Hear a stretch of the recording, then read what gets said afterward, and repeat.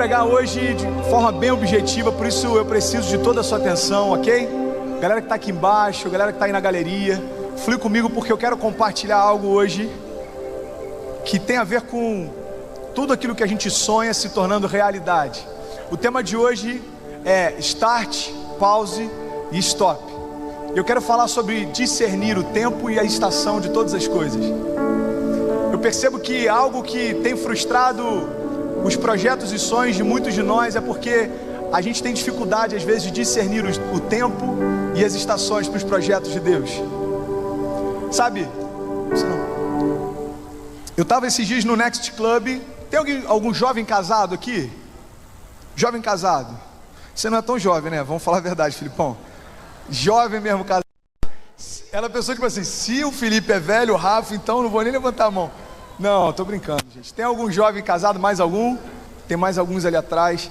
E a gente estava no Next Club esses dias.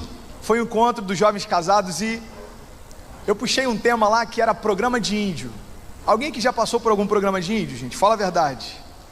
Eu acho que quem é casado passa 3 vezes mais, né?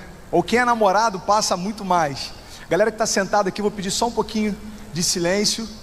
Bom, e aí eu estava compartilhando alguns programas de índio e eu percebi que eu e Kezinho, eu acho que a gente merecia a coroa de os reis do programa de índio. Que ninguém tem tanto programa de índio na história do casamento como eu e ela. O nosso maior programa de índio começou no nosso aniversário de casamento. Só para você entender. A gente fez um ano de casado. Kezinha casou muito nova, 17 anos, eu casei com 20. E a gente falou, pô amor, vamos viajar, vamos para algum lugar legal, vamos conhecer lugares novos, para a gente celebrar um ano. O primeiro ano de casado para a gente foi o mais difícil. E a gente estava na dúvida, a gente pensou em ir para Paris, a gente pensou em ir para Roma, a gente pensou em ir para Grécia, mas a gente escolheu Friburgo. Tava quase ali e tal, era um pouco mais caro, mas a gente achou que valeria a pena a experiência. Alguém conhece Friburgo aqui? É a mesma coisa que Roma, Grécia, mesmo programa. E aí eu boto Kezinha no carro, a gente vai para Friburgo. E quando chega lá em Friburgo, não tem muita coisa para fazer. A gente fez Friburgo, Teresópolis e Petrópolis.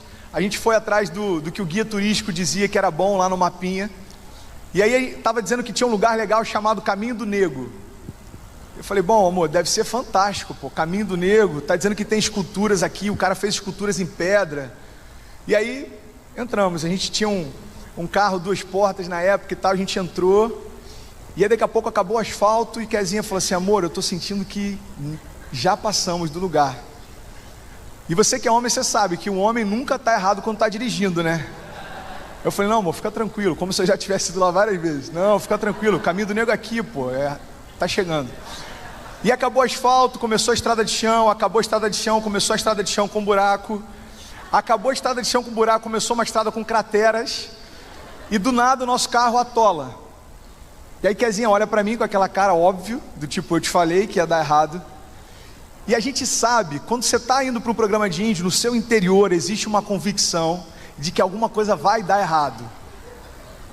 Você sabe que vai dar errado, mas você insiste. E aí eu falei, amor, olha só, fica tranquilo, o carro atolou, mas eu vou ligar a ré, eu vou engatar a ré, e eu vou tentar sair de ré, porque é uma marcha mais forte e tal. Só tem um problema, aqui atrás tem uma vala, e se eu não conseguir sair direito, o nosso carro ele pode entrar numa outra vala, mas a gente já está na vala. Então, pode ser. E ela falou, não, beleza, você sabe o que você está fazendo. Eu falei, não, claro, está tudo certo, está tudo sob controle. E eu engatei a ré, eu saí com o carro do buraco e eu parei na vala. Mas foi engraçado, Zezu, que não foi qualquer vala não. O carro entrou com as 2 rodas na vala e a gente ficou assim, ó. Aí eu olhei para a Kezinha e falei, amor, não deu certo, eu vou tentar pedir ajuda. Eu desci do carro, não tinha nada perto, nada, diante de Deus, nada vezes nada. Até que eu achei uma casa. Cara, parece que é brincadeira, não estou exagerando. Talvez se eu estiver exagerando, eu estou exagerando para menos. Tinha uma casa com uma Blazer parada. E eu falei, amor, Deus mandou a provisão, cara. Tem uma Blazer ali, vai tirar o nosso carro do buraco. E aí, batendo palmas, ninguém abria. Toquei a campainha, ninguém apareceu. Eu falei, amor, eu vou bater na porta. Às vezes o cara está dormindo. E quando eu entro no quintal do cara, daqui a pouco começa a vir um monte de cachorro atrás de mim. E eu lembro que eu falei para a Kezinha, amor, entra no carro. Eu saí correndo, entrei no carro. Eu falei, cara, A gente está perdido no meio do caminho do nego, o carro está atolado na vala, não tem ninguém perto, a única casa que a gente acha, vem um cachorro atrás da gente. E aí, para resumir, depois a gente viu que tinha um propósito de Deus. O cara que foi rebocar a gente estava desviado, pediu para que eu orasse por ele, aceitou Jesus no meio do mato. Mas até a gente entender que era um projeto de Deus, foi um dos maiores programas de índio que a gente já passou. E aí depois a gente ficou em busca de um hotel, a gente entrava em um hotel pior do que o outro. E a noite foi passando e as opções foram diminuindo. Até que eu falei com o Kezinho: amor, eu vou tentar o último hotel, e se a gente não conseguir, a gente volta para casa. A gente já estava cansado, sem dinheiro, já estava triste. A gente entra nesse hotel, era uma espelunca escura, cheia de mofo nas paredes, papel de parede antigo. E aí o rapaz foi mostrar o quarto pra gente, o elevador era gigante. E aí Kezinha falou assim: amor, por que esse elevador é tão grande? Aí o rapaz, muito solícito: ah não senhora, porque aqui era um abrigo de idosos e precisava entrar com a maca para retirar alguns que faleciam. Kezinha, eu só lembro de Kezinha apertando minha mão, falou: não vou ficar aqui, né, nem a pau. E aí a gente saiu daquele maravilhoso aniversário de 1 ano de casamento. Agora é interessante porque essa semana um amigo veio compartilhar sobre um outro programa de índio fantástico. Felipe Weissman veio falar sobre algo incrível. Para resumir bastante, a gente entrar na palavra, Felipe falou que foi convidado, foi o casamento do seu sócio, né? Isso dá até um quadro, né? O casamento do sócio. O casamento do sócio dele foi numa fazenda, num lugar muito distante. E aí ele pegou a estrada, só que só tem um problema: ele pegou a estrada errada. Não sei se você sabe, se você pega uma estrada que vai para um caminho diferente do que você quer chegar, você não chega lá. É o que acontece normalmente, foi o que aconteceu com ele. Ele pegou uma estrada diferente, fez algumas horas a mais de estrada, e aí ele chega correndo na cidadezinha de interior. Quando ele chega na igreja lá, foi numa igreja católica, tinha um padre e algumas pessoas sentadas. E aí ele chegou e falou assim: pô padre, que bom que eu cheguei. Aqui que é o casamento do fulano, da Beltrano. Aí o padre: é sim. Só que foi 40 minutos atrás. Aí ele falou: pô, mas e a festa? Não, a festa já começou, eles foram para a festa. E aí o Felipe, ele fez o que todo homem faz: Marcela, fica tranquilo porque eu sei onde é o caminho. O problema é que a festa estava a 2 quadras da igreja, e ele jurava que a festa era na fazenda do sócio dele, a 50 quilômetros da igreja. Aí, para resumir bastante, né, filhão, para não te expor muito, você andou 50 quilômetros para chegar na fazenda e descobrir que o casamento era do lado de onde você estava. É basicamente isso. Ah, era 700 metros do hotel que você estava, a festa. Beleza. E eu fiquei essa semana pensando sobre alguns programas de índio, e sabe o que eu percebi? Todo programa de índio, a gente tem uma percepção de que vai dar errado, mas a gente insiste, a gente quer participar disso, a gente quer ir até o final. E é interessante porque na nossa vida não é diferente. Tem momentos que a gente sabe que não vai dar certo, tem relacionamentos que a gente sabe que não vai dar em nada, tem amigos que a gente sabe que não vão acrescentar em nada, tem pessoas que a gente caminha que sabe que não edificam a nossa fé, mas a gente insiste em acreditar que vai dar certo. Discernir as estações e os tempos significa discernir o que é bom para você naquele tempo e o que não é. Você quer ter uma vida incrível? É simples. É só você viver segundo a direção e o governo do Espírito Santo, porque Ele te leva para onde Ele quer. A vontade dEle é feita e não a sua. Os projetos dEle se realizam e não os seus. E é sobre isso que eu quero falar nessa noite. Eu quero falar sobre discernir os tempos e as estações, amém? Sabe, Eclesiastes 3 fala muito bem sobre isso. Eu quero que você abra sua Bíblia no livro de Eclesiastes 3:1.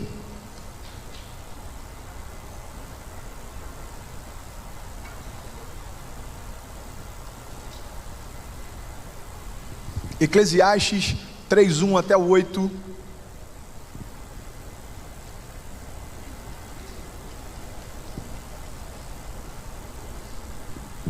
Diz assim, galera, acompanha comigo aqui: para tudo há uma ocasião certa, e há um tempo certo para cada propósito debaixo do céu. Tempo de nascer e tempo de morrer, tempo de plantar e tempo de arrancar o que se plantou.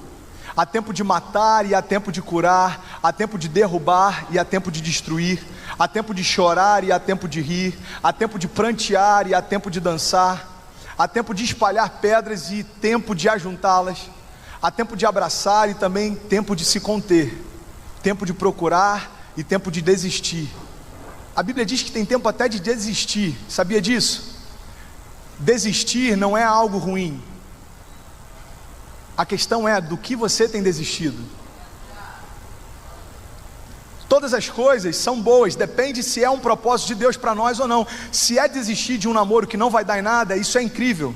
Se é desistir de um namoro que só tem feito com que você caia e se sinta mal e se afaste do teu chamado, é a melhor coisa que pode acontecer com você. Se é desistir de um trabalho que você só está nele para agradar talvez os seus pais, mas aquilo fere todos os dias que você se levanta e se arrumar para ir, fere os teus chamados, os teus sonhos, a sua esperança, desistir talvez desse trabalho possa ser libertador.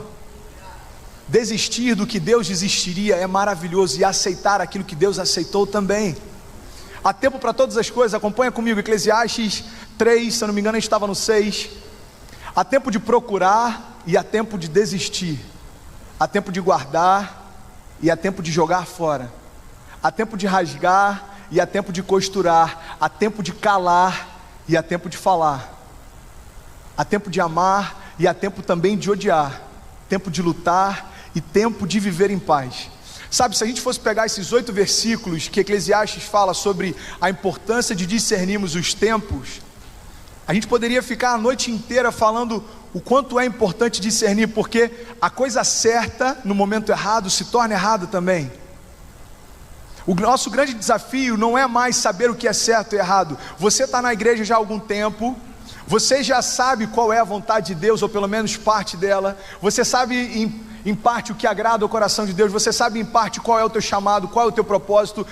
Eu não precisaria vir aqui todas as noites e falar que transar antes do casamento fere a tua santidade. Você já sabe disso. Eu não precisaria todo sábado aqui falar que deixar de dizimar, por exemplo, é algo que você deixa de honrar um princípio que traz bênção sobre você. A gente já sabe disso. A grande questão não é aquilo que a gente sabe a respeito das coisas de Deus, mas a grande questão é aquilo que a gente vive ligado às coisas de Deus. O que eu sei, se não é prático, é só informação e conhecimento, mas o que eu vivo, isso é manifestação real do que eu sei. Uma geração cheia de informação é uma geração que tem opinião sobre todas as coisas. Uma geração cheia de revelação de quem Deus é uma geração que muda todas as coisas. E a gente não foi chamado para ter informação. Na boa, informação, qualquer jovem hoje em qualquer lugar do mundo tem, e muito mais do que a gente. Todo tipo de informação. Eu participei essa semana de 2 programas de TV, e um deles eu pude perceber um paralelo muito claro. Tinha alguns convidados ali, e você percebe quando alguém é cheio de informação, e você percebe quando alguém é cheio de revelação. Um dos convidados, e eu estou falando abertamente porque não estou nem citando qual é o programa, ele falava com tanta propriedade a respeito das coisas de Deus, mas eu não sentia verdade fluindo dele. Eu não estou aqui para julgar se existe ou não, mas você sente algo diferente quando alguém fala o que vive. Você percebe que aquilo é real, você vê brilho no olhar dele. Quando alguém fala de Jesus e aquilo ali faz parte dele completamente, você percebe que o semblante dele muda, o rosto dele muda, o ambiente muda. É engraçado porque no intervalo do programa, a gente começou a falar um pouco sobre Jesus.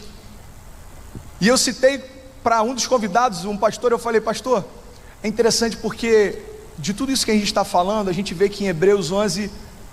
nenhum dos heróis da fé pôde ver a manifestação da promessa que eles aguardavam. A gente já nasce debaixo dessa realidade. Jesus Cristo viria, mas para cada um de nós sabemos que Ele já veio. Eles aguardavam um Cristo que morreria por eles, mas nós sabemos que Cristo já morreu por nós. Eles aguardavam um Cristo que ressuscitaria, mas aquilo que antes era só uma promessa para nós já é real. Jesus Cristo ressuscitou. E eu comecei a falar um pouco no intervalo do programa, e ele falou assim: cara, eu estou todo arrepiado, o ambiente mudou completamente. E eu falei: pastor, é porque a gente deixou de falar de informação e a gente passou a falar de Jesus, as coisas mudam. Eu não estou preocupado, meu irmão, que a gente seja uma geração e uma igreja mais cheia de informação teológica, mas o meu desejo é que quando as pessoas tiverem contato com a gente, elas saiam completamente apaixonadas pelo Deus que a gente se apaixonou. É disso que eu estou falando. Eclesiastes fala exatamente sobre isso, sabe? Discernir o tempo de todas as coisas não está ligado ao que você conhece, mas àquilo que você aplica no seu dia a dia. É muito simples discernir se uma amizade te abençoa ou não. É só você parar para analisar como você fica depois de caminhar um tempo com ela. Quais são os seus pensamentos depois de você passar um tempo com alguns amigos? Será que eles te aproximam dos pensamentos de Deus ou te afastam dele? Como é que fica o teu coração quando você vai para o teu trabalho? Será que você chega todos os dias alegre, entendendo que aquilo é parte do teu chamado, ou aquilo ali te oprime e te deixa triste, porque você sabe que isso te distancia? É muito simples. Você quer discernir se está vivendo a vontade de Deus? É só você buscar um testemunho interior, vem de dentro para fora. Jesus disse que a parte do inferno, a única coisa que a gente pode esperar é que ele tente nos destruir, nos roubar, mas da parte de Deus, a única coisa que nós podemos esperar é que da parte dele venha a vida de Deus sobre nós. A vida de Deus não traz confusão, a vida de Deus não traz engano, a vida de Deus não traz dúvida, a vida de Deus não traz para você uma realidade que te oprime. A vida de Deus é muito diferente disso. Ela te exalta, ela te renova, ela te transforma, ela coloca você no centro da vontade dela.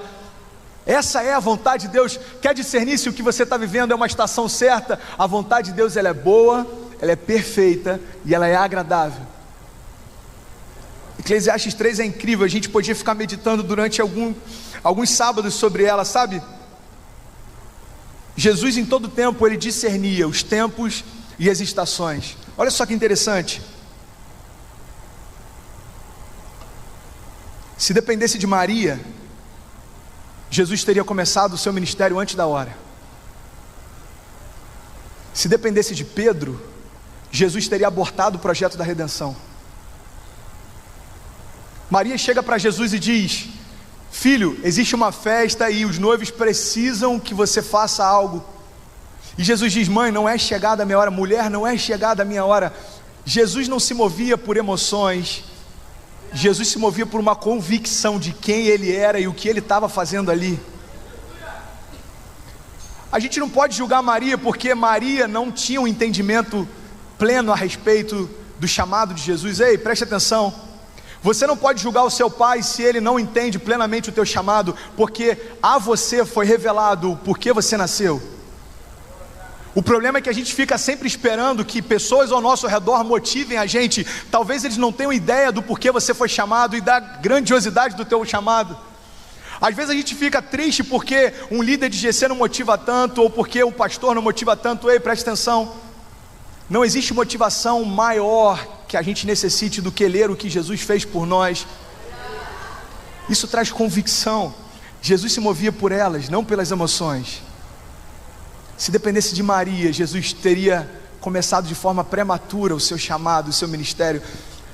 Você acredita de fato que Jesus não tinha poder para curar, talvez desde os 15 anos de idade? A Bíblia diz que Jesus é o próprio verbo que se fez carne, o Filho de Deus que habitou no meio de nós. Você crê de verdade que ele não tinha poder para mudar as realidades ao redor dele desde pequeno? Eu creio que em Jesus havia tanta vida de Deus, poder de Deus, unção de Deus, que desde pequeno já era suficiente que coisas sobrenaturais se manifestassem através da vida dele. Mas Jesus entendeu que era necessário aguardar o tempo de Deus. A gente se frustra porque às vezes a gente quer antecipar algo que não está no tempo certo para acontecer. E sabe qual é o grande problema? Às vezes a gente até consegue que aconteça, mas a gente se frustra porque dura pouco e às vezes até acaba. É como aquela história do homem que construiu a sua casa sobre a rocha e o homem que construiu sobre a areia. Quantos conhecem essa passagem? Olha que interessante, a Tal uma vez compartilhou uma reflexão e aquilo mexeu muito comigo, preste atenção. O homem que construiu a casa sobre a rocha e o homem que construiu a casa sobre a areia, os dois tiveram a alegria de ver a obra concluída. Vocês concordam comigo? A Bíblia não diz que um tentou construir e parou pela metade, não. A Bíblia diz que ambos construíram completamente as suas casas. O problema não estava se eles conseguiram construir ou não. O problema estava na fundação, quando os ventos fortes vieram. O que eu quero te dizer é o seguinte: a gente, quando antecipa um projeto ou faz algo que não é da vontade de Deus, a gente pode até ter a alegria de realizá-lo. A questão não está se a gente se alegrou em vê-lo pronto, a questão é quanto tempo ele vai durar. O homem que edificou sobre a areia, ele se alegrou em ver a casa pronta. A minha pergunta é: onde é que está a casa dele depois que os ventos fortes vieram? Você pode até se alegrar em antecipar sonhos de Deus, você pode até se alegrar em gerar sonhos que não são de Deus, você pode até postar fotos mostrando que aquela é a plena vontade de Deus, mas aquilo que é de Deus é bom, perfeito, agradável, e o seu propósito é eterno e dura para sempre. Uma geração que discerne os tempos e as estações não se move pelas emoções, mas se move por uma convicção do porquê foi chamado. Se dependesse de Pedro, Jesus teria abortado o projeto da redenção. Jesus compartilha com os discípulos: olha, é chegado o meu tempo, e dentro de pouco tempo eu vou ser crucificado e morto, eu vou ser traído por um de vocês. E Pedro chega para Jesus e diz assim: mestre, a gente não vai deixar que isso aconteça, é impossível que a gente entregue você, ou que a gente permita que você seja vendido. E Jesus diz: apartai-vos de mim, aparta-te de mim, Satanás. Porque Jesus sabia que o que ele veio fazer na terra só teria sentido quando se cumprisse plenamente a vontade de Deus. Jesus poderia ter ficado feliz em ver parcialmente a vontade de Deus ter se cumprido. Sabe, Pai, afasta de mim esse cálice, eu vou parar por aqui, eu fiz 3 anos e meio de ministério, as pessoas vão falar a respeito dos meus milagres durante toda a história, eu curei pessoas, eu curei enfermos, e talvez assim seja o nosso posicionamento quando a gente começa a ver algumas coisas acontecendo. Bom, eu vou parar por aqui porque eu acho que eu já fiz bastante coisa, mas existe mais de Deus para ser feito através de nós. Jesus entendia que só seria pleno quando fosse consumado. Então ele diz: Pedro, eu te amo, eu estou conjecturando aqui, eu te amo, mas não se coloca diante do projeto de Deus para mim. Pedro, eu te amo, eu caminhei contigo e eu compartilhei coisas do meu coração, mas não tenta afastar de mim o cumprimento do projeto de Deus. Aparta-te de mim, Satanás. Sabe, quando a gente dá mais atenção à direção de quem está perto do que o próprio Deus, a gente pode abortar os sonhos de Deus ou tentar antecipá-los para vivê-los antes da hora. Jesus levou muito a sério o tempo de preparo. É interessante porque uma coisa que eu tenho visto com cada vez mais frequência são teólogos e filósofos das redes sociais. No WhatsApp tem demais. Eu estou em todos os grupos de WhatsApp do Next, então eu vejo muita coisa. Agora, eu estava conversando com um pastor amigo, pastor Vitão, que era da Savassi, está com a gente aqui, e eu falei: Vitão, eu acho incrível, cara, ver jovens se levantando e tendo ministérios relevantes. Só tem algo que me preocupa, é quando a gente começa a falar sobre coisas que a gente ainda não viveu, é quando a gente começa a exortar sobre coisas que ainda não foram afetadas, é quando a gente começa a tentar trazer para pessoas reflexões em que a gente ainda não parou para refletir. Preste atenção, eu tenho 28 anos e eu tenho muita coisa para aprender, mas quando eu falo que Deus traz provisão, é porque eu passei escassez na minha casa e Ele proveu. Quando eu falo que Deus traz libertação, é porque eu era cativo e não tinha nenhum projeto que valesse a pena em mim, mas Deus trouxe os projetos dele de volta à vida e me restaurou. Quando eu falo que Deus salva, é porque hoje eu e a minha casa foram salvas por Ele. Quando eu falo que Jesus transforma, é porque eu tenho visto a transformação dele na minha casa. Ei, preste atenção, Jesus não está preocupado que se levantem teólogos e filósofos de WhatsApp. A minha pergunta é: quando é que a gente vai se levantar e a gente vai trazer para a nossa geração a manifestação daquilo que a gente crê? A sua faculdade está aguardando a manifestação do poder que existe dentro de você. A sua família está aguardando a manifestação do poder que existe dentro de você. Eu não quero encher, meu irmão, o teu coração de expectativas pautadas em emoção. Eu estou falando o que a própria palavra de Deus diz a seu respeito. Toda a criação aguarda ansiosamente a sua manifestação como filho. Aleluia. Aleluia. Eu li algo no livro do pastor Drummond que eu fiquei meditando essa tarde inteira. Eu quero compartilhar para que você reflita nisso também. A plenitude de Deus está esperando você crescer. Você pode repetir comigo? Diga assim: a plenitude de Deus está me esperando crescer. Não existe dúvida se ela vem. Amém? A pergunta é: quando é que eu vou estar preparado para recebê-la? Uma geração madura, cara, eu creio nisso. Nós somos uma geração cheia da vida de Deus, uma geração que diz não para o pecado, uma geração que não tem crise de identidade, uma geração que sabe para que foi chamado, uma geração que discerne o tempo de começar algo, o tempo de parar algo, o tempo de desistir de algo. Nós somos essa geração. Eu já estou quase finalizando, mas eu quero te convidar a refletir comigo sobre duas passagens interessantes demais, e eu me vi nelas. A primeira fala a respeito de Jesus entrando no barco, preste atenção, e dizendo para os discípulos: olha, é necessário que a gente vá até o outro lado do rio. Jesus declarou: nós vamos ao outro lado, e foi dormir. Só que enquanto Jesus dorme, vem uma tempestade, e os discípulos estavam dormindo ou estavam acordados? Dormindo ou acordados, gente? Os discípulos estavam acordados e desesperados, e Jesus estava completamente tranquilo dormindo. Jesus dormia porque ele havia declarado que vamos chegar do outro lado. Então havia no coração dele uma convicção: nós vamos chegar do outro lado. Existe uma outra passagem que é completamente diferente. Jesus com os seus discípulos no Getsêmani, preste atenção, e ele sabe que está bem próximo da hora dele ser crucificado, e ele diz aos discípulos: olha, eu preciso que vocês permaneçam acordados, orem comigo e intercedam comigo. Jesus desce do monte e os discípulos estão dormindo. Quando eles deveriam descansar na vontade de Deus, eles estavam acordados, tentando fazer com a força do próprio braço. Quando eles deviam se posicionar diante da direção de Deus, eles estavam dormindo, esperando que algo acontecesse.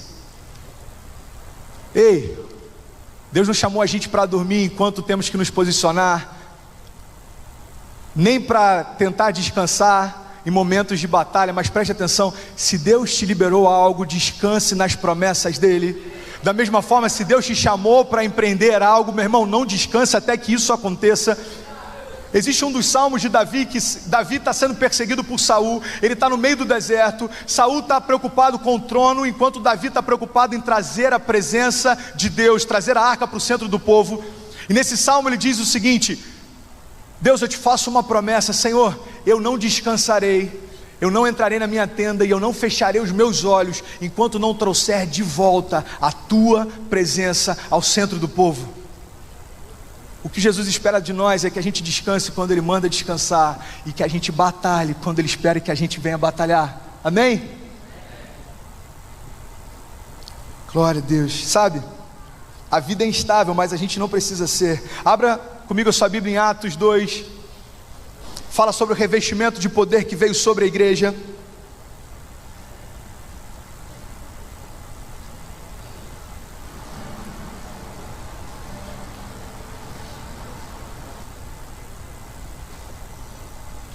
Atos 2, eu amo essa passagem porque é aqui que nasce a nossa história como igreja. Jesus pede para que eles permaneçam até que venha do alto o revestimento de poder. E diz assim: chegando então o dia de Pentecostes, estavam todos reunidos num só lugar, e de repente veio do céu um som, como de um vento muito forte, e encheu toda a casa na qual eles estavam assentados. Então eles viram que pareciam línguas de fogo, que se separaram e pousaram sobre cada um deles. E todos ficaram cheios do Espírito Santo e começaram a falar em outras línguas, conforme o Espírito os capacitava. Ei, preste atenção. Flua comigo, por favor, nessa revelação, preste atenção. Jesus pede para que a igreja permaneça até que venha revestimento de poder, porque quando o Espírito Santo vem sobre eles, 3 coisas maravilhosas acontecem. Quando o Espírito Santo vem sobre nós, a gente tem a revelação da nossa identidade. Quando o Espírito Santo vem sobre nós, a gente tem liberação de autoridade. E quando o Espírito Santo vem, começa então a manifestação do propósito. Preste atenção. Quando o Espírito Santo veio sobre eles, eles passaram a entender quem eles eram e para que foram chamados. O propósito deles se conectou ao coração de Deus. Quando o Espírito Santo veio, a autoridade veio sobre eles, porque a partir daquele dia eles sabiam que eles eram: nós somos a igreja do Deus vivo sobre a face da terra. Quando o Espírito Santo veio, eles souberam a autoridade que eles tinham. Por onde nós passarmos, enfermos serão curados, cativos serão libertos, o reino vai se manifestar, cadeias vão ser destruídas, correntes vão cair por terra. A autoridade. E a terceira coisa, propósito. Ali, com a vinda do Espírito Santo e a direção e o governo do Espírito em tudo que eles fizeram, o propósito que Deus sempre teve para a igreja passou a fazer sentido, porque discípulos que só esperavam a restauração do reino terreno de Israel passaram agora a esperar a manifestação do reino dos céus sobre a terra. Você quer discernir tempos e estações? Tem uma vida no Espírito, porque é Ele quem direciona em todas as coisas. Você quer saber qual é o sonho de Deus para você? Tenha uma vida no Espírito, porque Ele vai falar em alto e bom som sobre o teu coração. É para isso que eu te chamei, é isso que eu espero de você, é nesse lugar que eu quero te enviar, é isso que eu quero que você faça, essa é a minha expectativa, é para isso que você foi feito, isso é quem você é em mim. Esquece as mentiras do diabo a teu respeito. Eu vou te falar quem você é, eu vou te falar do que você é capaz, eu vou te falar para onde você vai. Tudo isso só vem através de uma vida no Espírito. Quando nós recebemos o Espírito Santo, diga comigo: eu entendo a minha identidade, eu recebo a autoridade e eu compreendo o meu propósito. Aleluia! Discernir tempos e estações. Cara, eu vi algo essa semana que eu fiquei impactado demais. Preste atenção. Pode acender as luzes, por favor, preste atenção. Você sabia que o bebê, ele não ama a mãe? Sabia disso? O bebê não ama a mãe, porque o bebê ainda não tem convicção de quem ele é e de quem a mãe é. O bebê não tem percepção ainda dessa relação. O que o bebê ama é o leite. Ei, preste atenção. O que o bebê ama é o leite, porque um bebê se move segundo as suas carências e necessidades. Se você entender essa revelação, diga comigo: um bebê se move segundo as suas carências e necessidades. Pode acender as luzes, por favor. O bebê não sabe ainda quem ele é e quem a mãe é. O bebê só sabe que ele precisa de leite, e ele vai atrás do cheiro do leite. Aí o bebê começa a crescer e ele começa a entender então quem ele é um indivíduo, e ele começa a entender que aquela pessoa que o amamenta é alguém que o ama demais. Ele começa a entender que existe uma relação entre eles, e aí esse bebê começa a se tornar uma criança, e aí sim ele entende: eu não amo só o leite que essa pessoa me dá, mas eu amo quem ela é. Ela cuida de mim, ela me guarda, ela me amamenta. Ei, preste atenção. O bebê se move segundo as suas carências e necessidades, mas chega o tempo que o bebê se torna adulto, e aí ele começa a ter percepção de que ele é filho, e que aquele indivíduo que cuida e alimenta e guarda é mãe. Então ele passa a não mais se mover segundo as carências e necessidades, mas ele passa a se mover segundo quem ele é e quem ela é. Aleluia, isso é poderoso, isso é libertador, presta atenção. Uma geração que não teve a revelação ainda de que é filho, e que não teve ainda uma revelação de que Deus é pai, vai se mover sempre segundo as suas carências e as suas necessidades. Só que chega um tempo, meu irmão, que você percebe que não é mais por leite que você quer a presença dele, mas é por quem ele é para você. É por quem ele é para você. Celebra ele, meu irmão. Se for para ele, pode aplaudir mais forte.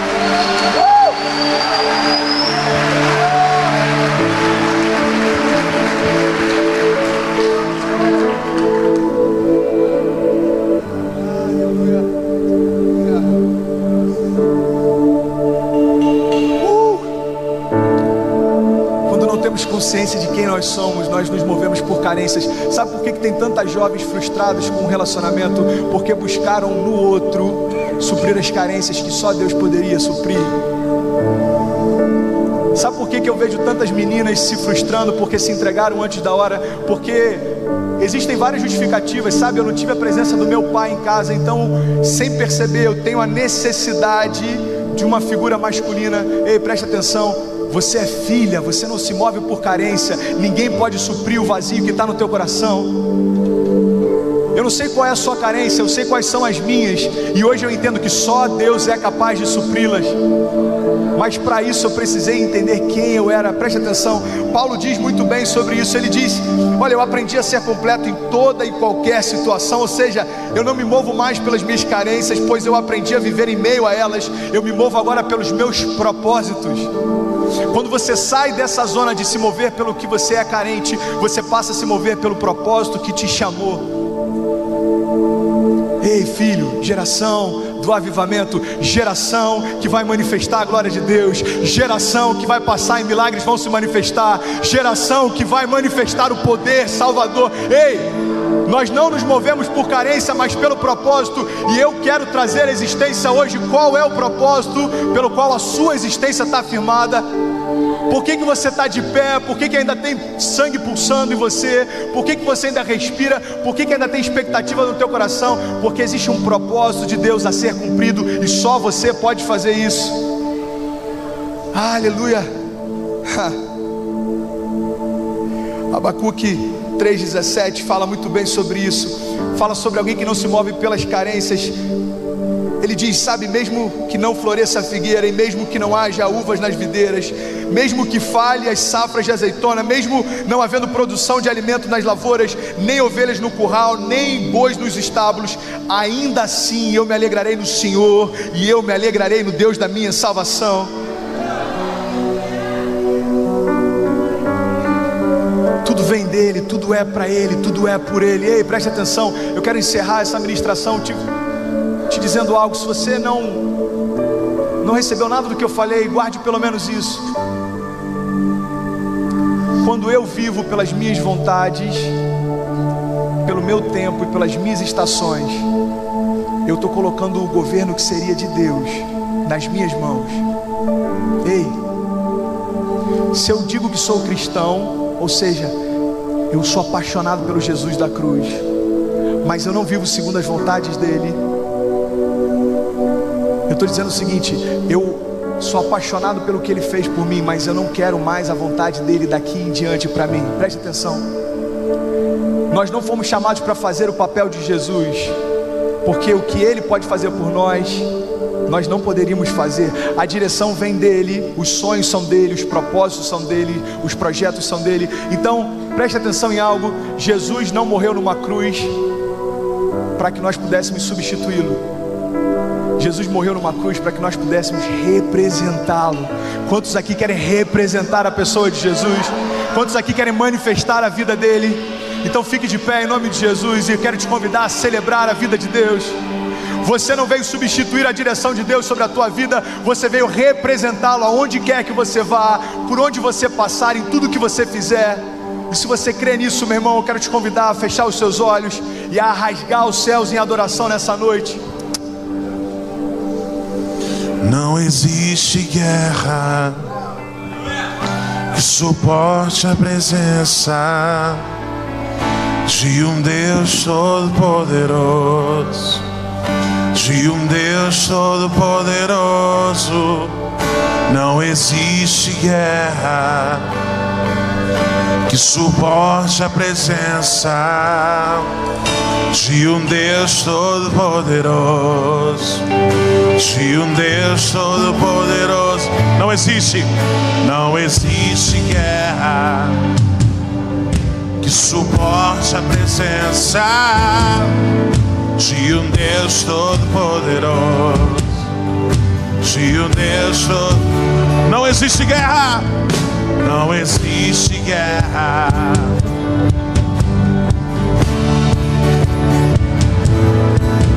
De um Deus todo-poderoso. Vamos tocar no céu. Não existe guerra que suporte a presença de um Deus todo-poderoso, de um Deus todo-poderoso. Já caiu, já caiu por terra.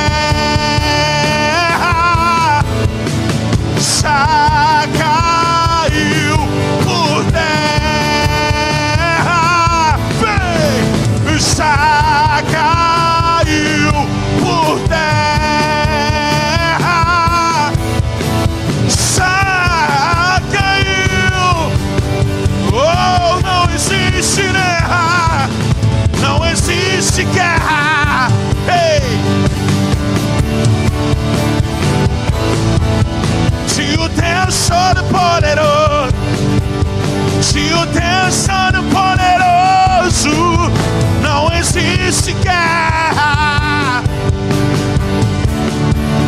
Se o Deus Todo-Poderoso, cadê aqueles que vão manifestar o céu? Canta, já caiu.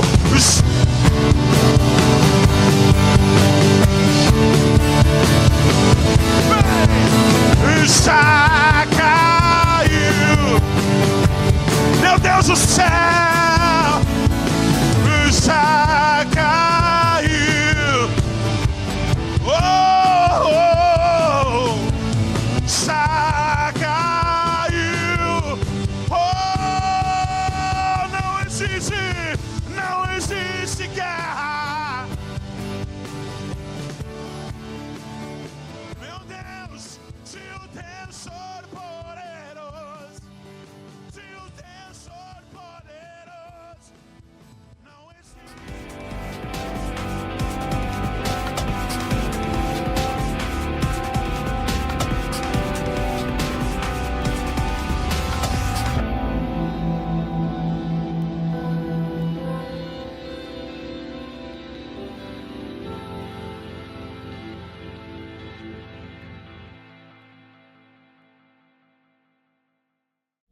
O tema da mensagem de hoje é coragem para fazer história.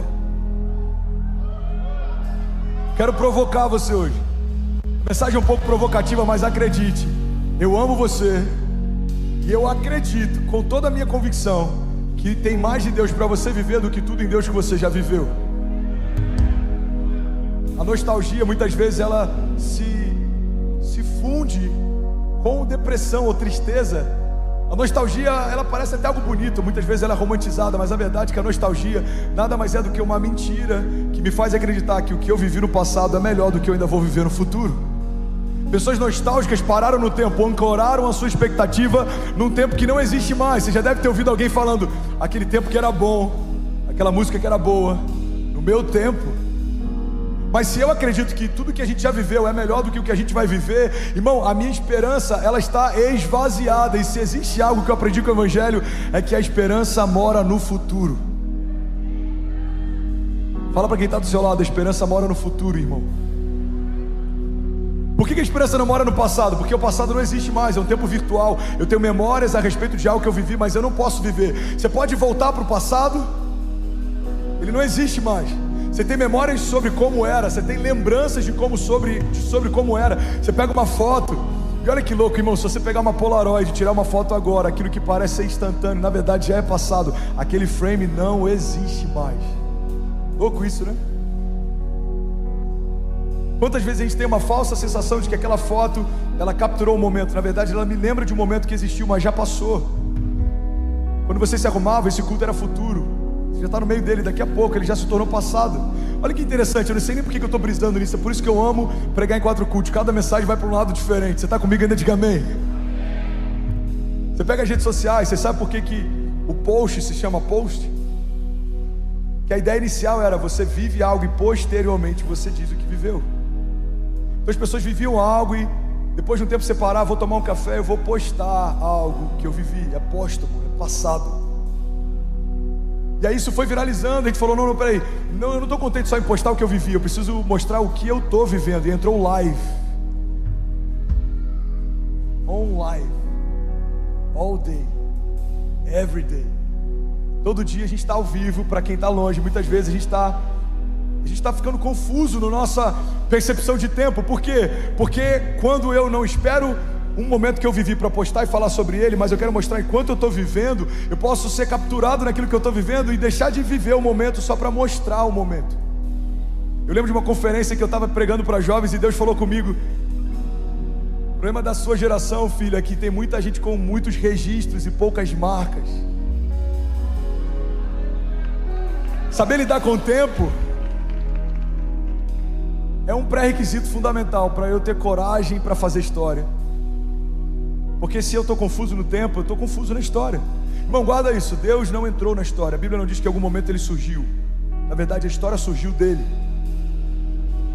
A paternidade da história é conectada a Deus.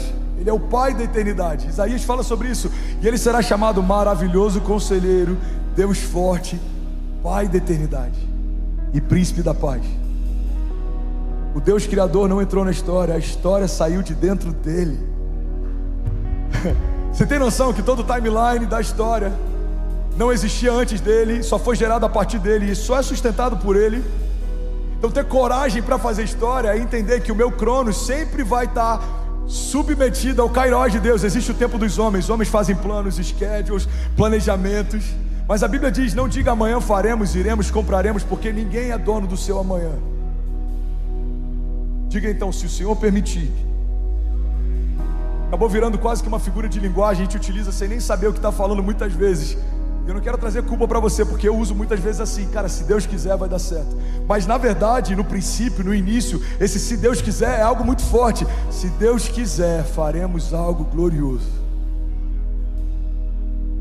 João diz que Ele é a videira verdadeira, nós somos os ramos, estamos enxertados nele e fazemos todas as coisas a partir dele, porque sem ele vocês não podem fazer coisa alguma.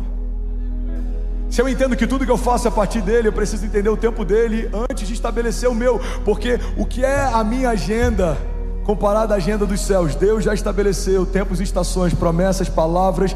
Deus já estabeleceu algo que Ele vai liberar em 2022, 2023, 2024. Então quando eu entendo isso, tem muito mais a ver com ouvir os céus para entender o que Deus já vai fazer, do que tentar ficar brigando com Ele no meu secreto para pedir o que eu quero que Ele faça. Você está comigo? Diga amém. Então discernir: Pai, qual é o teu projeto para 2022? Aonde eu me encaixo nele? O que você quer fazer em São Paulo, Brasil? Aonde é que eu coopero com isso? Jesus, eu quero fazer história com você, mas eu preciso entender o que Deus está fazendo na história. Eu preciso me envolver com os planos de Deus. Irmão, olha para mim. Se você quer entrar para a história de Deus: pastor, eu não quero entrar. Tem uns que falam: cara, eu não tenho essa vaidade. Irmão, Hebreus 11 é a galeria dos heróis da fé. Noé está lá, Abraão está lá, existem vários homens de Deus que estão lá, José está lá. E eu tenho uma convicção: a galeria dos heróis da fé não é uma galeria que fala a respeito do número de homens que Deus chamou. Estou pregando na velocidade 2 do WhatsApp hoje, né?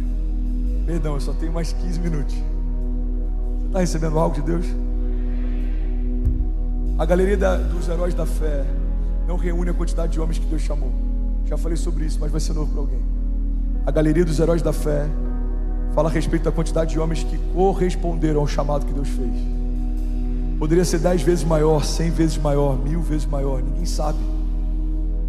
Como Abraão, que correspondeu e se moveu, talvez outros milhares de Abraãos poderiam ter sido escritos na Bíblia, não como pai da fé. A paternidade só poderia ter sido dado para um, mas poderiam ter vivido coisas parecidas com o que ele viveu, ou tão gloriosas quanto em outras áreas. Mas a verdade é que a história que os céus contam sobre quem faz história com Deus não está limitada à quantidade de homens que Deus chamou, está limitada à quantidade de homens que corresponderam a esse convite.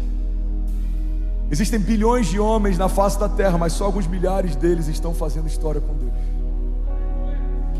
Já parou para pensar nisso? Desde que o mundo é mundo, essa diferença entre o quanto a gente acessa de Jesus, usufrui de Jesus, está próximo de Jesus, isso sempre foi uma verdade. Quando Jesus estava andando na terra, a Bíblia diz que multidões o seguiam, alguns discípulos o acompanhavam, alguns discípulos escolhidos a dedo estavam sempre próximos, 3 eram íntimos e 1 ouvia as batidas do seu coração. Já parou para pensar aqui? Se pelo que a gente crê na nossa fé cristã, Jesus e o Pai são um, aquele discípulo ouviu as batidas do coração de Deus? Um homem ouviu as batidas do coração de Deus.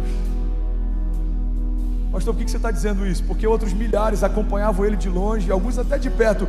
Mas a Bíblia deixa bem clara que estar próximo de Jesus não significa usufruir tudo que ele carrega, irmão. A Bíblia diz que Jesus parou quando uma mulher tirou virtude dele e ele sentiu que algo diferente tinha acontecido. Filipe, a Bíblia diz que ele está andando e do nada ele para uma multidão e fala: não, peraí, alguém me tocou. Parecia até irônico. Os discípulos falam: Jesus, está todo mundo te apertando, tem uma multidão em torno de você. Ele fala: não, alguém me tocou diferente, saiu virtude de mim. Sim, irmão, é possível rodear Jesus e não usufruir de nada que ele carrega. Sim, irmão, é possível caminhar do lado dele e não chamar a atenção dele. É possível estar próximo do avivamento e não virar avivamento, não viver avivamento, e não se tornar avivamento. É possível estar perto da glória e não experimentar a glória, e não usufruir da glória, e não passear na glória, e não habitar na glória. Então o que eu quero compartilhar com você nessa noite, provocar você, é que se você quer fazer história com Deus, o primeiro passo que a gente precisa fazer é provocar milagres, caminhar debaixo de um entendimento de que o meu clamor move o sobrenatural, as minhas orações têm poder. A Bíblia diz que se você clamar, Ele te dá resposta. Clama a mim e responder-te-ei, e anunciar-te-ei coisas grandes e insondáveis que não sabes. A Bíblia deixa claro que toda movimentação dos céus é uma resposta a um posicionamento da terra. Profetas disseram que haja chuva e choveu. Profetas disseram que caia fogo do céu e caiu. Profetas disseram que se abra o mar e se abriu. Profetas e homens de Deus andaram com Deus em meio a desertos, tempestades, dançaram com Ele no fogo. E o que eu quero lembrar para você é que o Deus que construía caminhos em meio a desertos continua fazendo isso. Deus continua à espera de homens que queiram fazer história com Ele. Usando uma analogia dos tempos de hoje, Ele é o maior investidor anjo. Já existiu, a diferença é que os projetos não podem ser só seus. Os projetos têm que ser dele.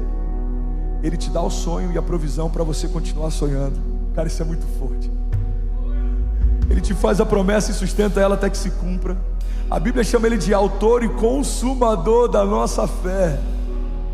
Até a porção de fé que você carrega foi Ele quem deu. A Bíblia diz que Ele dá semente ao que semeia. A gente não é generoso em liberar muito, a gente só está dando algo que ganhou primeiro.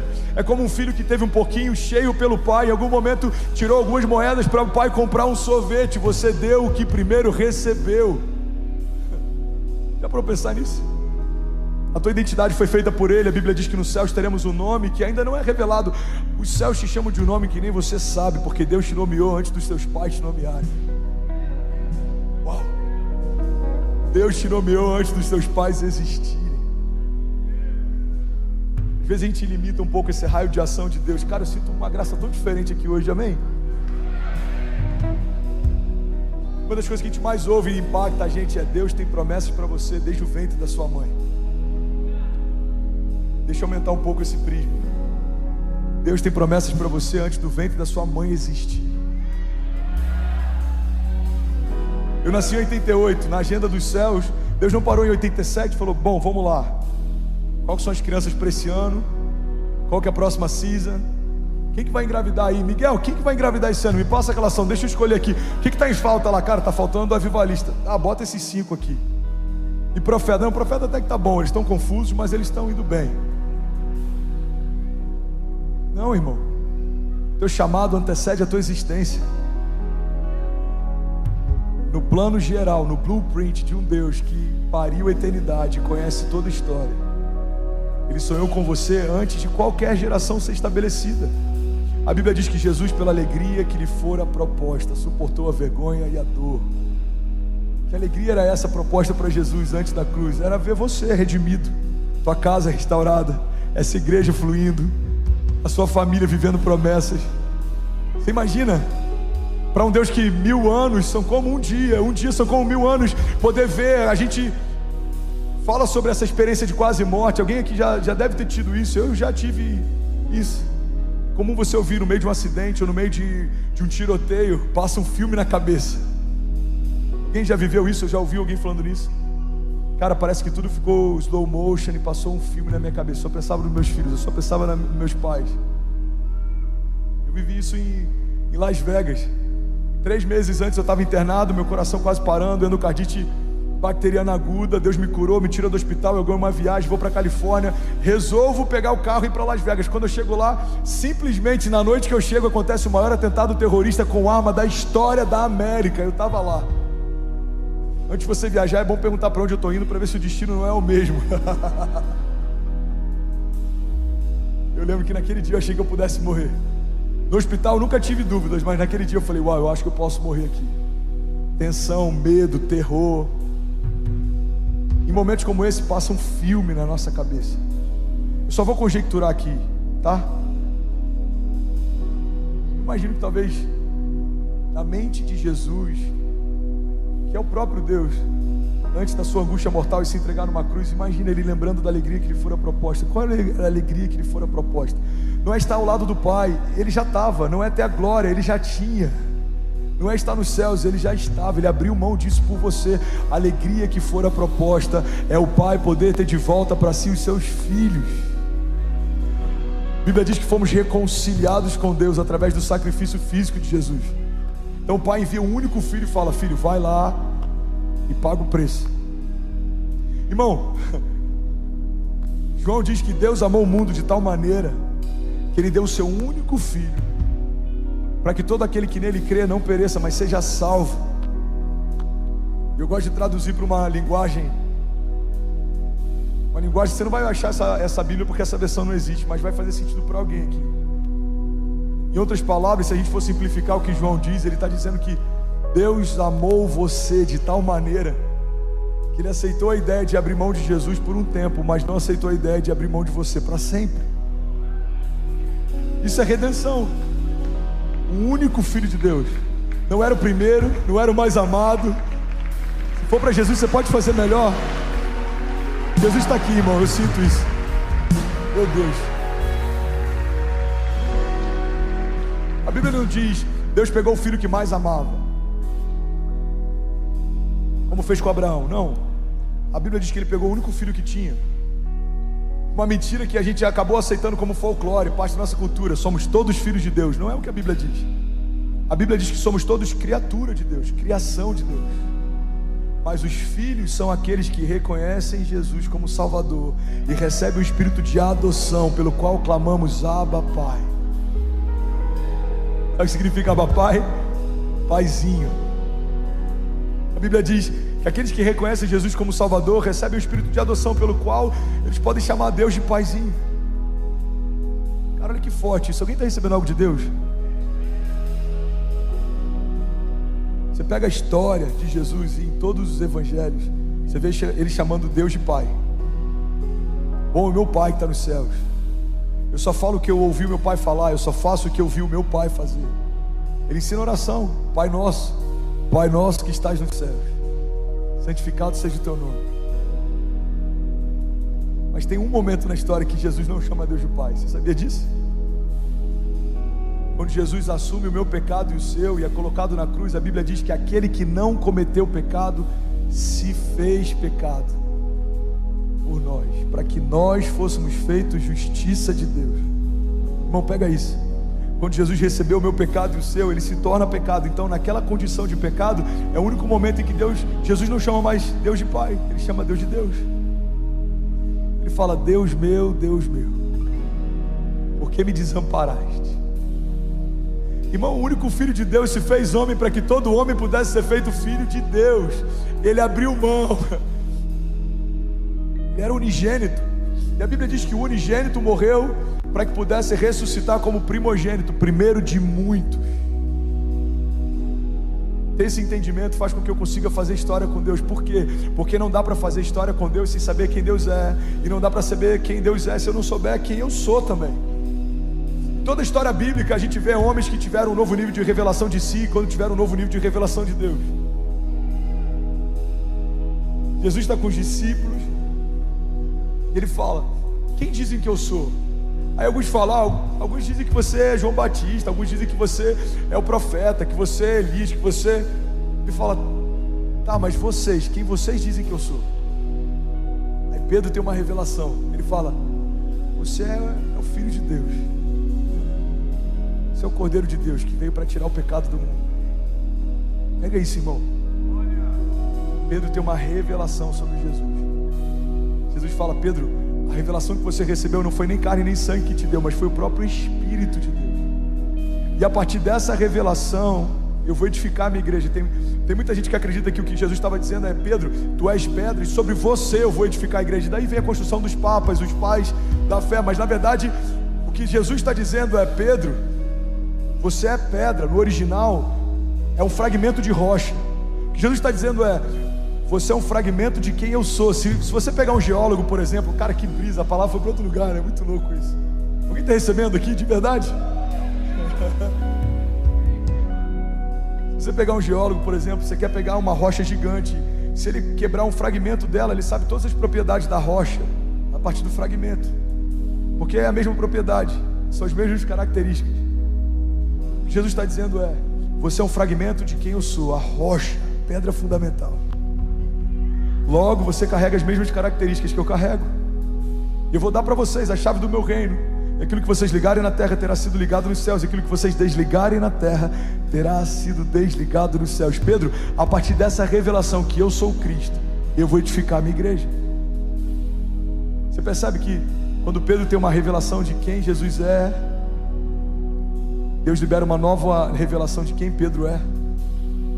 Irmão, olha para mim, a geração mais confusa, com mais conflitos de ansiedade e depressão que já existiu na face da terra é a nossa. Segundo a OMS, daqui a poucos anos, se eu não me engano 8, na próxima década, a ansiedade vai ser o quadro debilitante que mais vai afetar pessoas na face da terra. Tem mais pessoas tirando a própria vida do que morrendo em todas as guerras. Tem mais gente vítima de suicídio do que de guerras. Tem mais crianças morrendo por aborto do que jovens sendo assassinados nas ruas. Por que você está falando isso, André? Porque uma geração que não sabe quem é, uma geração que não sabe o que carrega. O inferno não está preocupado de você estar numa igreja. Você estar numa igreja não muda a tua história. Você saber quem é muda. Você saber o que você carrega muda. A Bíblia diz, olha para mim, irmão, que o mesmo Espírito que ressuscitou Jesus Cristo dos mortos habita em você. O que eu me sinto fazendo toda vez que eu subo para pregar é agitar essas águas paradas. Talvez alguns aqui nem sabem a fonte que carregam, o poder que carregam, a unção que carregam, e tudo que eu quero fazer é provocar você. Por quê? Porque você não foi chamado para assistir a história, você foi chamado para construir história. Você não foi chamado para assistir avivamento, você foi chamado para se tornar avivamento. Estava conversando sobre isso numa mesa essa semana, e um pastor me perguntou: André, você acha que Deus tem avivamentos específicos para um lugar? Eu falei: cara, na antiga aliança a gente vê algumas coisas acontecendo, tem promessas sobre Israel, sobre Jerusalém, tem várias coisas que Deus estabeleceu para um lugar, mas eu acredito que no que a gente está vivendo, os avivamentos e a promessa de Deus está estabelecida para um povo e para um tempo. Eu compartilhei com ele, eu falei: cara, eu lembro que há um tempo atrás o Chris Valentin comentou algo lá na Beth que eu achei tão poderoso. Ele estava orando, ele estava perguntando para Deus: Deus, por que você escolheu Redding? Se você já foi na Beth, se você já foi em Redding, você sabe que é um lugar pequeno, um deserto, no meio do nada, a logística é péssima. Ou você vai para o São Francisco ou você vai para o Sacramento, a logística não faz sentido, o lugar não faz sentido, o PIB não faz sentido, a quantidade de pessoas não faz sentido, nada faz sentido em ser lá. E ele perguntou: Deus, por que você escolheu logo Redding? Aí Deus falou para ele: eu não escolhi o Redding, eu escolhi o Bill. O Bill escolheu o Redding. Guarda isso, irmão. Quando a gente tem o entendimento que a gente é a bênção, os lugares não importam, os lugares são abençoados porque a gente chegou, os lugares são ressignificados porque a gente chegou, os lugares são afetados porque a gente chegou. A fonte está em você, a vida flui de você, a promessa foi depositada em você. Você é um filho de Deus que carrega o mesmo DNA profético do teu pai, a mesma unção que foi depositada sobre Jesus está sobre você. Então entender isso é libertador. Porque alguém que foi liberto de si mesmo não é mais refém de circunstâncias, de comentários, de aprovação, de tempos difíceis. Alguns me dizem: cara, você não é maluco não? Você não acha que vocês estão acelerando demais? Eu falei: cara, a gente nem começou. Mas não é porque eu estou empolgado, é porque eu sei o que eu vi. A diferença entre um visionário e um maluco é que o maluco desistiu. Todo visionário ou todo homem de Deus que se moveu debaixo de uma palavra de Deus foi questionado e em vários momentos até ridicularizado. Não é? Foi ridicularizado em construir uma arca, mas a família dele foi a única que sobreviveu. Davi com certeza foi contestado em não ter assassinado Saul quando podia, mas o reinado dele é o único estabelecido para sempre sobre Israel. Pedro abriu mão do seu maior milagre financeiro. Ele acabou de abrir IPO na bolsa, estourou, o pai está estourado. Aí Jesus fala: aqui, abre mão de tudo e me segue. Pedro entendeu que esse milagre é pontual, mas o Deus de milagres, Ele não vai deixar de ser quem é. Quantas vezes a gente abre mão de caminhar ao lado de um Deus de milagres porque a gente se prendeu ao último milagre? Quantos me disseram, cara, você não é maluco, sair de Miami, acabou de ganhar green card? Cara, o último milagre não pode ser o meu maior tropeço. O meu último testemunho não pode se tornar o meu maior fracasso. Por quê? Porque tem muita gente que parou no lugar onde estava bom e não quer seguir a nuvem, porque já está satisfeito. A Bíblia diz que, eu vou finalizar aqui, vocês estão recebendo algo de Deus nessa noite? Eu estou feliz de estar aqui, de verdade. Alguém está feliz de estar aqui nessa noite? Jesus, eu amo esse culto. Aleluia. A Bíblia diz que quando o povo estava no deserto, Deus começou a mandar pão do céu, maná.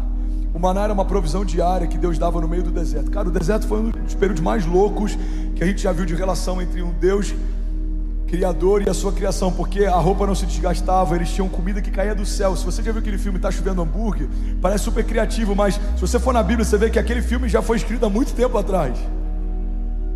Inclusive, não sei se você sabia, um fato histórico aqui, deixa eu abrir aqui. Você sabia que o primeiro McFish da história foi na Bíblia? Multiplicação de 5 pães e 2 peixinhos. O primeiro McFish em grande escala foi feito no deserto. Jesus multiplicou pães e peixes. Informação aleatória, mas é legal para gente quebrar o gelo. Você está comigo ainda? Diga amém. Então o maná, eu já ia falar o paná. O maná era o pão do céu que Deus enviava todos os dias para que o povo pudesse ser alimentado. E a Bíblia diz que Deus deu uma direção clara: não acumulem. Isso parece ser um princípio tão bobo, mas ele é tão poderoso e tem parado tanta gente. O princípio da dependência é entender que o pão de hoje é para hoje, e o de amanhã Deus vai prover. A porção de hoje é para hoje, e amanhã Deus vai prover. A alegria de hoje é para hoje, e amanhã Deus vai prover. Eu lembro que quando eu fiz as cruzadas, Deus me deu uma direção muito clara. Nesse primeiro mover de cruzadas no Brasil, não retenha nada. Essa é a minha primícia, essa colheita não é sua. Eu lembro que tinha cidades, a gente tinha gasto 400 mil numa cidade, aí entrava 30 mil de oferta na noite. No dia seguinte eu derramava em outros homens de Deus que já me abençoaram. Por quê, irmão? Porque eu preciso crer que a porção de amanhã, Deus vai prover amanhã. Cara, tem que pagar aérea, tem ainda hotel, tem o outro evento, tem a Cruzada de Salvador. Irmão, a porção de hoje é para hoje, e amanhã Deus vai prover. Isso é tão didático para o nosso coração, para que a gente se coloque debaixo de uma dinâmica de dependência. Eu não sei como vai ser amanhã, mas uma coisa eu sei: o Deus que proveu hoje vai prover amanhã também. Crê nisso? Você recebe isso? Então a Bíblia diz que quando o maná era acumulado, ele fedia, ele apodrecia. A porção de hoje, se você guardar para amanhã, ela não pode ser consumida. Se você caminhasse pelo arraial, pelo cheiro de podre, você sabia quais eram as famílias que confiavam e dependiam de Deus e quais não confiavam e não dependiam. Por quê? Pelo cheiro. Irmão, guarda isso, e eu estou finalizando aqui. Se a gente quer fazer história com Deus, a gente precisa entender que todos os dias Deus vai prover o que a gente precisa. E as portas fechadas, Ele é capaz de abrir portas que ninguém fecha. Mas se Deus fechar, não tenta abrir, irmão. Eu prefiro uma porta que Deus fechou do que forçar uma porta que Deus não abriu. Deus está convocando homens para fazer história com eles. Deus está convocando igrejas, comunidades de fé para fazer parte de algo novo. Deus está fazendo uma coisa nova. E a pergunta não é o que Deus vai fazer nesse tempo. A pergunta é: a sua família quer fazer parte disso? Eu lembro de uma visão que eu tive uma vez, de um alistamento, Deus chamando famílias pelo sobrenome. Quando Ele chamava a família Fernandes, eu apresentava a minha. Cara, isso é tão forte, tão poderoso. Eu quero poder ouvir isso naquele dia. Servo bom e fiel. Servo bom e fiel. A Bíblia diz que alguns vão se apresentar, e mesmo tendo feito maravilhas no nome dele, ele vai dizer: apartai-vos de mim, porque eu não vos conheço. Para fazer história com Deus, você precisa conhecer Deus, e Deus quer conhecer você. Vou finalizar aqui. A banda pode subir toda, irmão. Guarda isso. Pastor, Deus já me conhece, a Bíblia diz que Ele sabe cada palavra antes de ser formada na minha boca, Ele já escreveu cada um dos meus livros antes de qualquer um deles existir. Pois é, Ele sabe, mas tem uma diferença daquilo que Ele sabe, daquilo que Ele ouve de você. Se não fosse assim, Jesus não teria feito a maior parte das perguntas para as pessoas que cercavam Ele, dizendo: o que queres que eu te faça? Jesus pega um homem com uma mão mirrada e pergunta: o que queres que eu te faça? Jesus vê um homem leproso: o que queres que eu te faça? Ele é deparado com um paralítico: o que queres que eu te faça? Ele vê homens que era óbvio que eles precisavam, mas irmão, guarda isso, o fato de Deus saber o que você precisa é diferente dele ouvir de você o que você precisa. Ele quer ouvir de você, irmão. Tudo que ele sempre quis é relacionamento. Fez o jardim para visitar a criação no jardim, a gente pecou e foi expulso. Ele estabelece um tabernáculo para a glória dele se manifestar no meio do povo. Envia o seu filho, a nova aliança acontece, a redenção redime a criação. Fomos restituídos da glória de Deus, da presença do Pai. E agora o que ele faz? O lugar de encontro que antes era físico, agora se tornou você. Você é o lugar de encontro de Deus. Ele quer habitar em você, Ele quer fluir com você, Ele quer fazer uma história com você. Alguém crê nisso, diga amém. E aí, tudo bem? Você acabou agora de assistir um vídeo. Se você ainda não está inscrito, já se inscreve também no nosso canal, ativa esse sininho aqui embaixo de notificação e toda vez que eu fizer uma live ou estiver transmitindo uma mensagem ao vivo, você vai ser um dos primeiros a saber. Mas eu deixei mais 2 indicações aqui que eu espero que façam muito sentido para você. Então já aproveita e clica para assistir a próxima mensagem, beleza? Seja bem-vindo ao time de incendiários e eu espero de verdade que essas mensagens mudem a sua vida como elas têm mudado a minha também. Até a próxima. Valeu. A Bíblia diz em Provérbios 4:23: sobre tudo o que se deve guardar, guarda o teu coração, porque dele procedem as fontes de vida. Irmão, a Bíblia diz que sobre todas as coisas, sobre todos os aspectos, sobre todas as áreas, se existe algo que você precisa priorizar para proteger, é o seu coração. Se a Bíblia diz que o centro das nossas emoções é a parte mais sensível da nossa jornada de fé, a gente precisa gastar mais tempo com autoconhecimento e renovação da nossa mente do que qualquer outra coisa, porque se os meus pensamentos e a minha mente e a minha mentalidade não estiverem alinhadas, redimidas, não adianta o quanto de Deus eu quero viver, não adianta o quanto de avivamento eu quero experimentar, porque a jornada não tem a ver com querer. Quantas pessoas querem viver promessas e não vivem? Quantas pessoas querem viver milagres e não vivem? Guarda isso, irmão. Teu romper não está ligado ao teu desejo. Teu romper está ligado ao teu posicionamento. Eu desejo ser salvo. Então confessa Jesus com a tua boca. Confessa Ele como teu único e suficiente Salvador. Creia que Ele ressuscitou dos mortos. Mergulha nas águas do batismo. A Bíblia diz que isso é o caminho que leva à salvação. Não, eu desejo ser salvo, mas eu não quero me posicionar em relação a isso. Então é só desejo, é só vontade. E se tem uma coisa que a gente aprendeu com os nossos pais, na nossa criação, quando a gente era mimado, é que vontade passa. Quantas vezes eu queria alguma coisa, eu esperneava, minha mãe falava assim: vontade passa. O que vai mudar a nossa história, irmão, não são os desejos que a gente tem, mas são os posicionamentos que a gente tem. Alguém está comigo? Diga amém. Então na semana passada eu comecei a falar sobre isso, sobre o centro das nossas emoções. E hoje eu quero falar sobre pureza. Mateus 5:8 é um trecho que está dentro, ele está inserido no Sermão da Montanha. Jesus ele está falando sobre fundamentos do seu reino. Jesus está falando sobre as bem-aventuranças, ou seja, quem cumprir esses princípios vai ser bem-aventurado. Bem-aventurança significa aqueles que são abençoados ou felizes, bem-sucedidos. Mateus 5:8 diz assim: bem-aventurados os puros de coração, pois eles verão a Deus. Vamos declarar isso junto? Vamos ler isso junto? Diga: bem-aventurados os puros de coração, pois eles verão a Deus. Irmão, isso aqui é muito sério. Primeiro, a Bíblia ela me ensina que sobre tudo que eu tenho que guardar, eu tenho que guardar o centro das minhas emoções, porque é de lá que procedem as fontes de vida. Agora Jesus no Sermão da Montanha, ele está dizendo que a pureza do meu coração, ou seja, a pureza das minhas emoções, a pureza das minhas vontades, a pureza das minhas motivações, são que me dão acesso a ver a Deus. Algumas linhas teológicas acreditam que quando a palavra diz que a pureza de coração te permite ver a Deus, é você poder ver de forma literal. Outros acreditam que ver a Deus diz respeito a gente ter uma clareza maior a respeito da sua presença, dos seus desígnios, como Ele se move.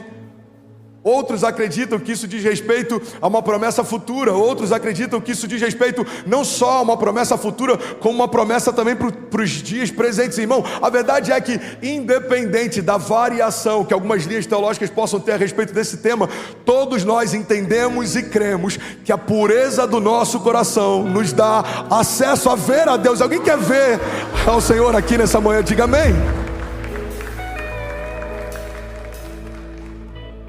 Então como que eu posso ver?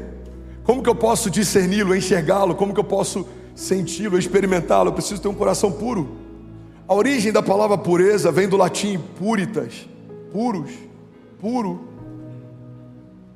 que tem origem no grego pi, que significa fogo, ou seja, limpo pelo fogo.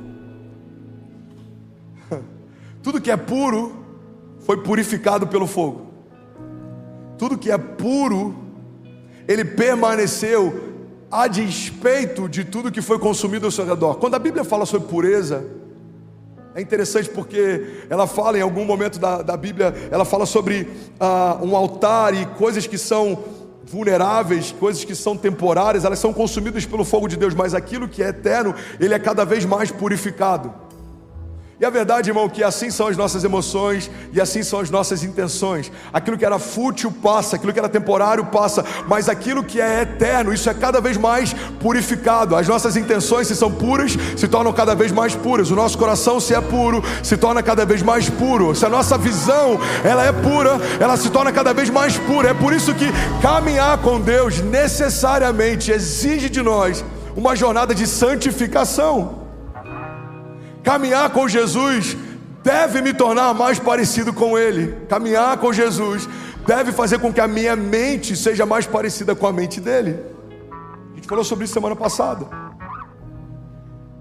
Mente de Cristo. A Bíblia diz que nós recebemos a mente de Cristo, a mentalidade de Cristo. Pensa como Deus pensa, fala como Deus fala. Alguém está comigo? Diga amém. Então existem 3 pilares fundamentais a gente viver uma pureza de coração. O primeiro deles é o arrependimento. Só há avivamento onde há arrependimento. O arrependimento é quando caímos em si a respeito de quem a gente se tornou, a gente se enoja disso, e a gente abre mão disso, a gente repele isso, e aí então a gente está pronto para que possa nascer em nós quem Deus sempre quis que a gente fosse. O arrependimento é quando o André é impulsivo, começa a ter nojo da impulsividade, ele começa a buscar a mansidão. O arrependimento é quando o André é avarento, que tem uma mentalidade de escassez, começa a ter vergonha dessa mentalidade, ele começa a buscar a abundância. O avivamento, ele acontece quando a gente se arrepende de quem a gente se tornou, e aí então começa a nascer quem Deus sempre quis que a gente fosse. O arrependimento gera mudança. O arrependimento muda a rota. O arrependimento me faz ser diferente, sentir diferente, pensar diferente, me mover diferente. Alguém está comigo? Diga amém. Segundo pilar para que eu possa viver pureza de coração é a renovação da mente. Fala comigo, arrependimento e renovação da minha mente.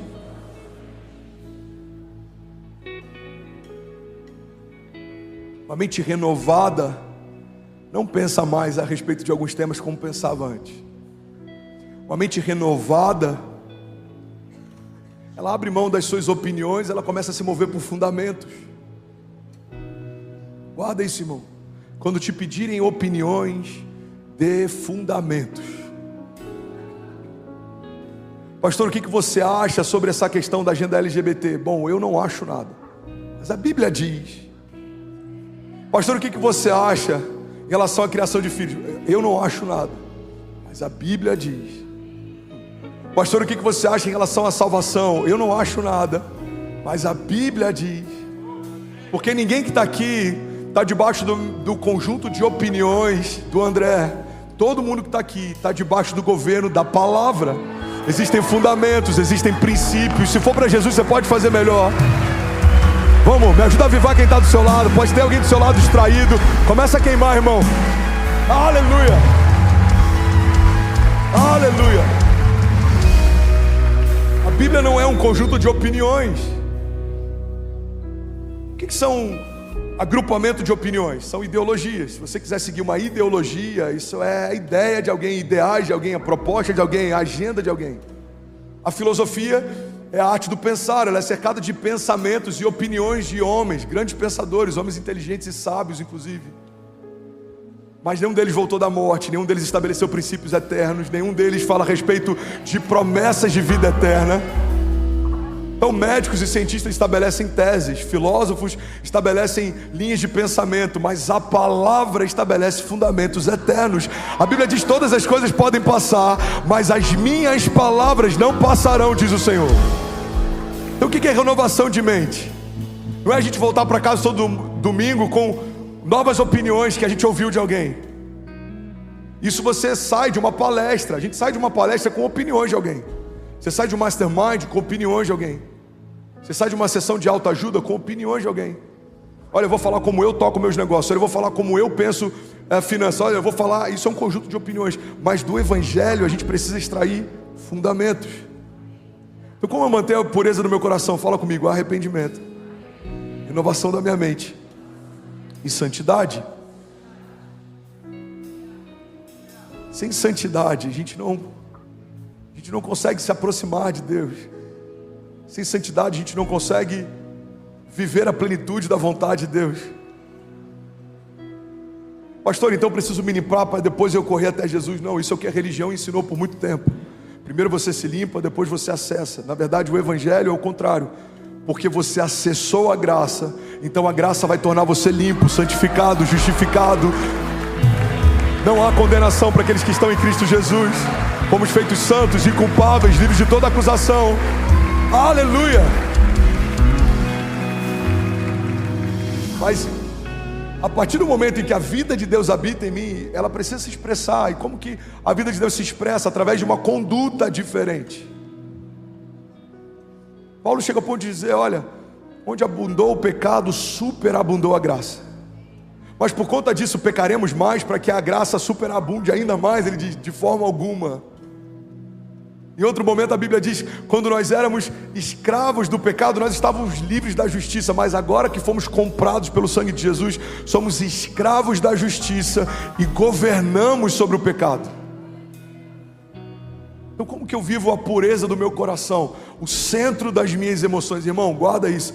Quando a Bíblia fala sobre coração, ele está dizendo do centro das emoções. O centro é onde libera, é onde mantém, onde sustenta, é onde define tudo que você sente, tudo que você pensa, e por consequência como a gente age, como a gente se move, as nossas reações, as nossas motivações. Tudo isso está diretamente ligado ao centro das nossas emoções. A Bíblia está dizendo que se o centro das nossas emoções for puro, nós veremos a Deus.